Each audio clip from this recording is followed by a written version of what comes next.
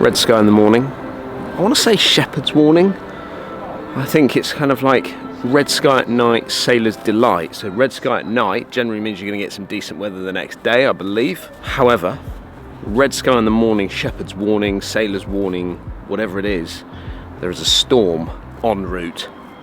And I'm desperate to get this Sunday morning show done before the weather really kicks in. So good morning everybody, and welcome to a beautiful morning, and welcome to the Sunday morning show. Let's get into it.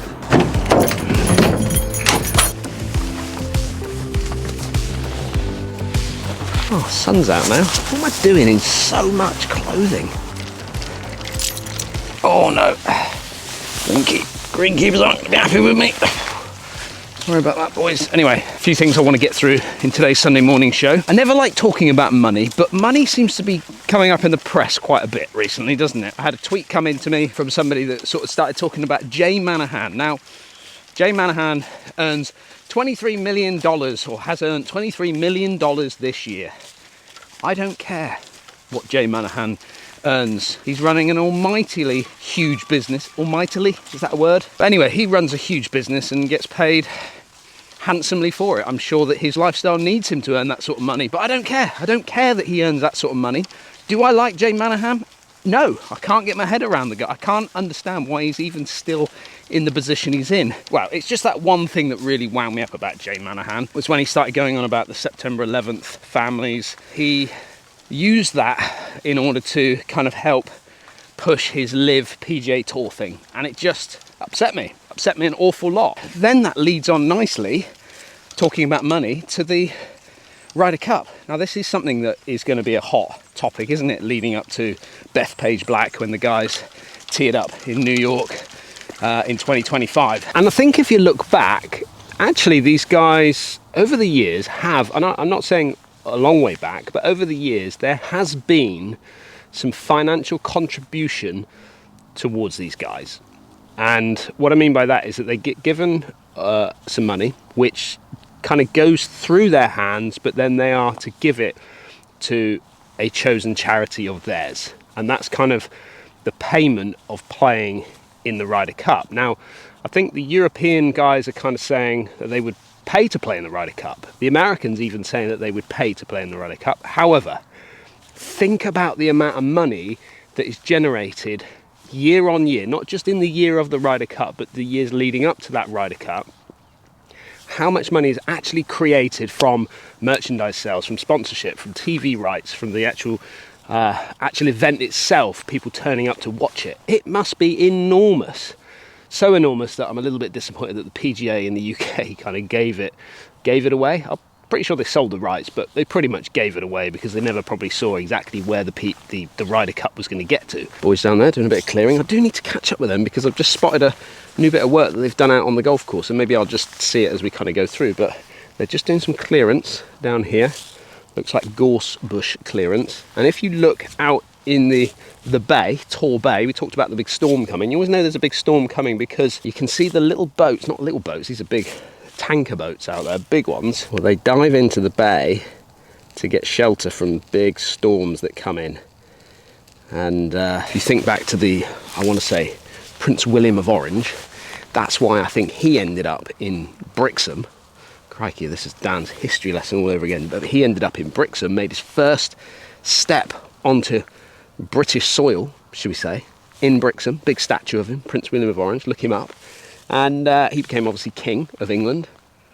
But he took shelter coming in here from a storm, which is why he ended up in Tor Bay and then ended up in the harbour of Brixham.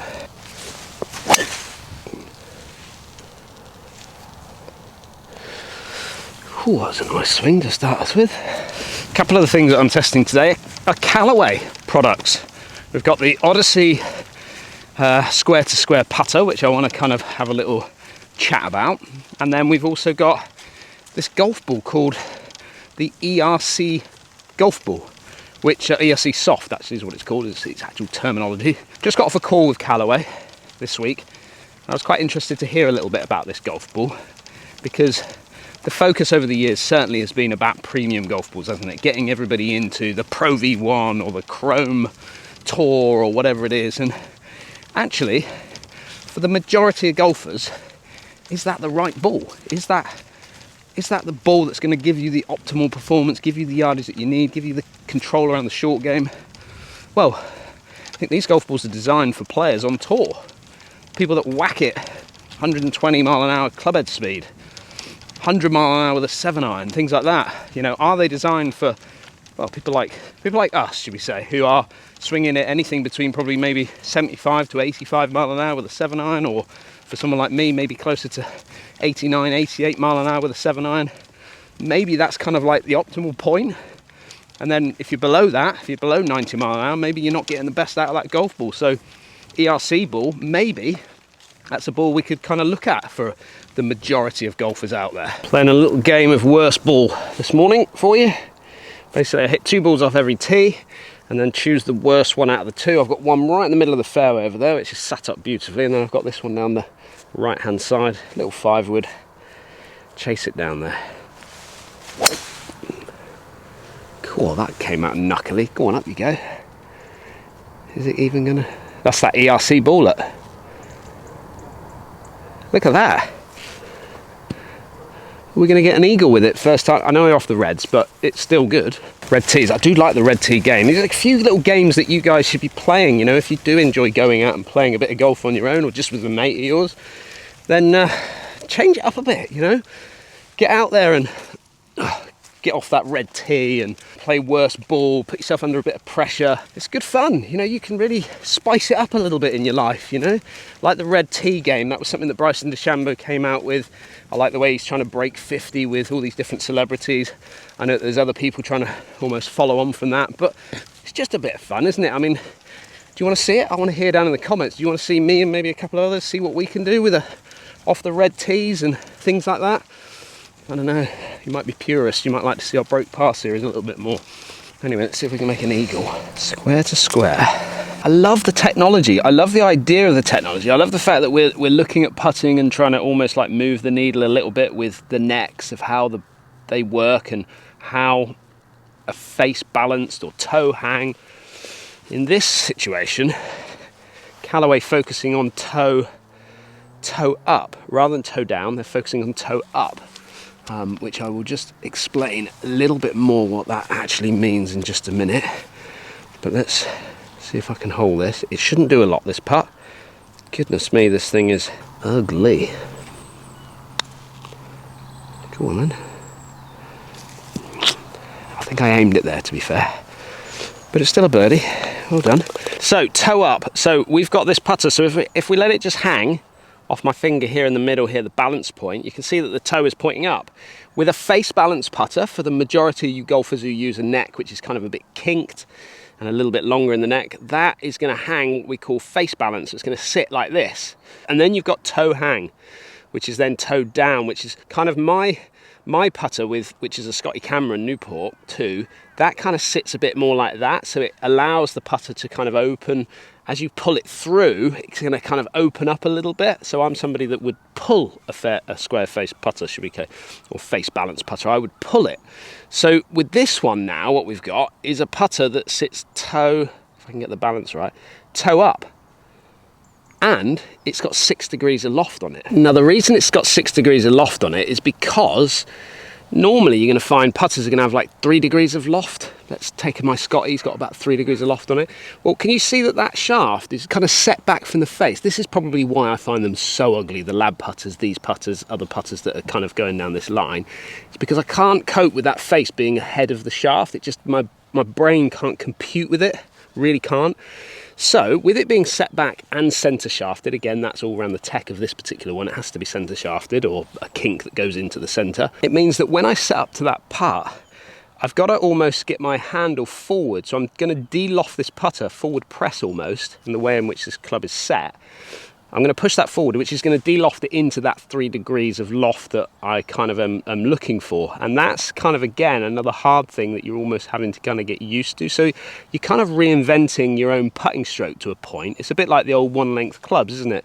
You have to almost like learn golf again. I feel like with this, you kind of almost getting the sense that I'm having to relearn putting. And then the idea is that this putter face, the face of the putter, is going to stay square to the path of the putter at all times. It doesn't mean that that putter face is going to stay square to the target at all times. It's just, as I take that putter away, wherever I kind of take it away, whether I'm kind of bringing it slightly in to square to then in, that face is literally going to follow that path that I kind of put it on. And we've all got slightly different paths. Whereas my putter, as an example, which is the kind of more toe hang putter, let's just give this a roll. See, that was right out the toe, right out the toe. As I pull that putter away, my putter, it's going to want to kind of toe in. So as it comes away, it's going to want to naturally, like the way in which the weighting of the putter is designed, it's going to naturally toe in. And then as I kind of start to work it out again, or back towards the towards my golf ball, it's going to want to then, let's say, open up. And as I said to you before, when you get the face balance putters, this is almost going to do the reverse. So as I kind of take it away, it's going to want to open, and then maybe it's going to want to shut itself down a little bit too much, which I get the sense that I tend to pull those putts with that. Now, I've got to say, I've used this one a few times now when I was out in Greece, and I didn't get the sense that I was going to push it or pull it. And also, MOI massive on this, so loads of perimeter weighting. So anything out the toe, anything out the heel, we're not going to get as much twisting. So we're going to keep that ball with more ball speed. We're also going to keep it more on our intended line that we're trying to push it onto. And one thing I did say to the Callaway guy when we were chatting on the Teams call or whatever, Zoom, is I said, is this the future? Is this groundbreaking enough to be the future of putting? Are we going to see this as the new tech that we've all been kind of looking for in order to move the needle within the game of golf? Oh, I don't want to be playing out the trees, do I? Sit. Sit. Okay. And he didn't really have an answer for that. I think what he said was that at the end of the day, putting is such a feel factor, and people still believe in that feel factor. That was nice. That he thinks that it's going to be a positive move, but maybe not to the point that everybody's going to start using it. Well, this ain't going to be much of a test for that new Callaway ball, is it? Because I think I might have lost it under the leaves. How have I lost that?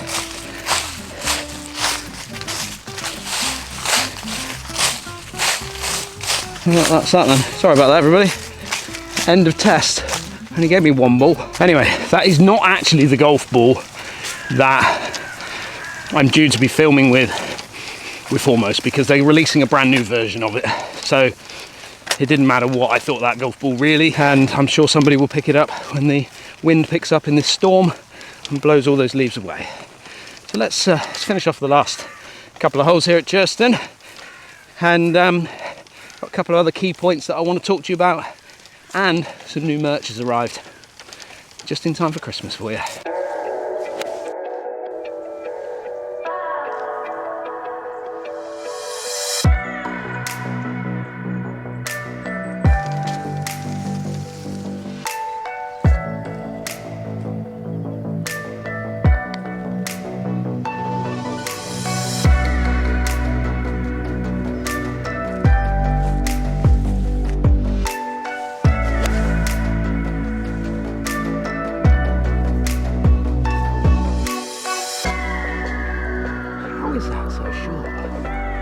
Little tip for you this winter, other than don't eat yellow snow. When you're playing off mats, okay, just be mindful that you'll tend to hit maybe a little bit down on them, or you'll sweep them a little bit more. Now, there's two things that's going to happen here. If you tend to sweep it and hit it up a little bit more, which is common, you're going to increase the angle of attack into the ball. Therefore, you're going to hit that ball probably what feels like a little bit higher off the mat, but you're going to take the spin off the ball. So you may see that ball go just a fraction further. But what happened with me in the last two swings that I've done is my strike location, because the mats are a little bit more dense and the ball kind of sits up a little bit more than what I would in the grass or on a tee peg, I strike the ball a little bit higher on the face, which then loses me ball speed. So you've got to take that into consideration when you're playing off mats, especially if they're the thicker, denser ones that the clubs have spent a lot of money on. your strike location is going to go a little bit higher. You're going to lose just a fraction of ball speed coming up a fraction shorter. And the fact that it's winter, it's colder, the air's a bit thicker, I think. Therefore, the ball is not going to compress as well and is not going to travel as far in the air. So you've got to take that into consideration as well when you're playing your winter golf. And obviously the ball doesn't skip on, it just stops dead, doesn't it? And it lands in these wet conditions. Interesting podcast I listened to this week, and it kind of really rung home with me personally, because it was with Andy Sullivan, the golf pro, the 4-time winner on the DP World Tour, European Tour, and recent winner Paul Waring, who, as you know, Alex Evans, good friend of mine, he caddies for Paul, and they were doing a podcast together with the DP World Tour. And lots of questions coming in. It's a fantastic podcast. It is an hour that will just flick by if you get a chance to watch it or listen to it in the car, whatever it is that you like to do with your podcast. However, one thing that I found really interesting, what Paul Waring was saying, and of which Andy Sullivan was kind of backing him up, really. The question that Paul gets is, well, what are you going to do next, Paul? You know, what's the next big thing? What are you next, say, working on, or what are you looking to change in your game? And what he said for his 17 years that he's been now on tour and kind of continuing to excel and almost become the player that he should be or should have been 10 years ago, 15 years ago, whatever it is you don't have to keep changing things. You don't have to keep changing your sponsors. You don't have to keep changing your equipment. You don't have to keep changing your golf swing. Just work with what you've got. You've got to that level, as in you've got your DP World Tour card, either through Q School or qualified for it, whatever it is. So just continue on that journey. And I've thought about that when it comes to my videos. You know, you're not expecting to win. Paul Waring is not expecting to win on the DP World Tour week after week. He's won twice in his 17 years on tour. He's had some great top 10 finishes. He's had some great top 5 finishes, top 3 finishes, I'm sure. But it's like videos.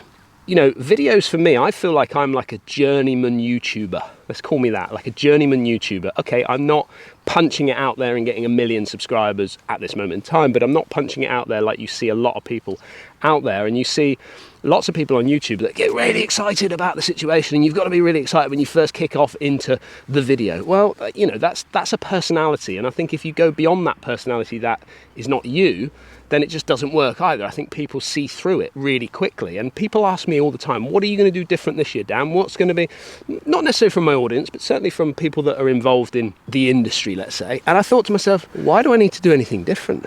You know, I'm going to get the odd video that is like a win on tour or a top 5 on tour. I'm going to get a 30,000 viewer or a 40, 50. I've got 3 or 4 videos that are up in around 200,000 plus views. That's like a tour win to me. And you only need a few of those to keep pushing yourself forward and get yourself beyond that 50,000 subscriber mark, which is where we're at obviously right now, which is amazing. So for me, I'm gonna really focus on that. I'm gonna just zone in on the things that I do, what I feel do well, which is course vlogs, my Sunday morning show, doing those sort of reviews of equipment and things like that. One area that I do want to focus on as well, which I don't feel like I've got necessarily a lot of the traction from, is coaching videos. It was Rick Shields that phoned me up one day, a couple of years ago now, and he said, Dan, you need to focus on your coaching videos. Those are the videos that have done really well for you. Maybe that's something you should, you know, focus on. And I did. Next sort of few weeks, I put together some videos and put together the Real Golf series. Just didn't go. None of the videos really kicked on. And I think some people have really sort of taken the niche of coaching videos, and maybe I'm somebody that has not done that. However, I want to do it in a way that is still what I call real golf. It's getting out on the golf course, and it's sharing a few tips that I think are tips that I use, not just, let's say, textbook kind of ways in which you should play shots, but ways in which I play or the guys on the channel play. And I think for me, I'd like to hear down in the comments, because I have just put together a video which is going to be coming out in the next couple of weeks, which is about the older golfer. And when I talk about the older golfer, I talk about people over the age of 40, let's say, who are starting to lose a little bit of swing speed. How can we maximise the big stick?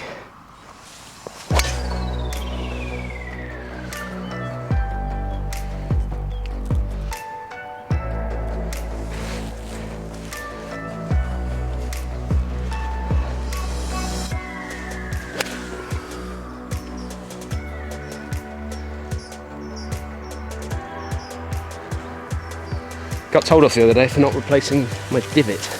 I don't generally show me replacing divots on the channel. I think that is more of an ASMR video, which maybe we could do at some point, you know? Divot replacing. ASMR with Dan, divot replacing. A little bit of music. Everyone can see that divots are being replaced.